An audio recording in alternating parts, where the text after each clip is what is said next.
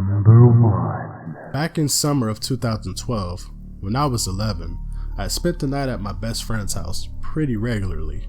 She lived in a very wooded area, so her entire backyard could be considered a forest. We loved playing in it, and I practically never went inside when I was at her house. Because her entire backyard consists of trees, there weren't many places to place things, like trampolines for instance, so they had to place it pretty far back in small clearings. We were very naive kids and believed that nothing could happen to us in the woods. We were so sure of it that we played around in them at night as well. One night particular, we decided we would go and play on her trampoline in the clearing. The trampoline was very old, and I was surprised it could still hold people. It didn't have a net either, which I hated because I feared I would go flying off one day with nothing to catch me. We took our shoes off and climbed onto the trampoline. Something about jumping around in the dark was exhilarating. I was having a blast, but as soon as we continued to jump, the atmosphere changed. I couldn't tell what it was, but the woods seemed darker and more intimidating than before. My best friend stopped jumping and completely froze, staring off into a specific spot in the woods. I stopped too and looked at her. "There's a man," she whispered, pointing in the direction she was looking. My eyes widened and I turned my head to look for myself. Sure enough, there stood a tall, shadow figure of a man. He noticed and tried to slightly hide himself behind one of the thick trees. He was still visible though, and absolutely terrifying. We both stood, frozen, unable to yell out or run. We just stared at him. He was a bit further back, but we could still see every movement. He slowly moved out from behind the trees. My eyes moved down to his hand, and I could tell that he was holding something. I had no idea what it was, but it made the entire situation even more scarier. My best friend's senses finally kicked in, and she pushed me to move, screaming for her mom. I flew off the trampoline, making one big leap, landing hard on the ground. I was once thankful that it wasn't a net on her trampoline. My best friend began to run, but I looked back first. The man had begun to run after us as well, and he was fast. I screamed like I never screamed before, and I took off for her house too. It felt like hours had passed before we reached her back porch. We threw ourselves into our living room. We both actually laughed from hysteria, but the fear I felt in my stomach was sickening.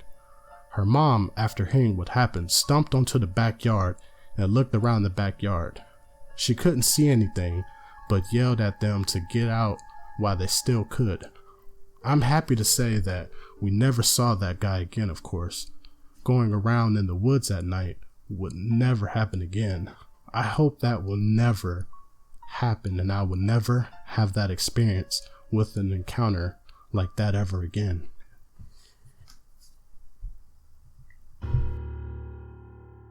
Number 2. This happened about a week ago. I was at home alone in my living room watching my favorite movie, The Dark Knight Rises, when I heard a knock at the door. I jumped up because it startled me. My mom always used to tell me when I was little, never, and I mean never, open the door for strangers. So I tiptoed to the door and I put my ear up to it. A knock again. Hello? Is anyone there? I stayed quiet, knowing that if I said something, I would alert the man that I was there. Open the damn door. I know someone's in there. How could he know that there was someone there if he didn't hear anything? I was watching you through the window. I know you're in there, boy. I froze in terror. I ran up to my room, locking myself in my room. I grabbed my phone and I called the police. An operator told me that they were sending an officer out, but it would take about 15 minutes. So I waited. Silence. Did the guy leave? I see you. Why don't you come out here? Let's talk.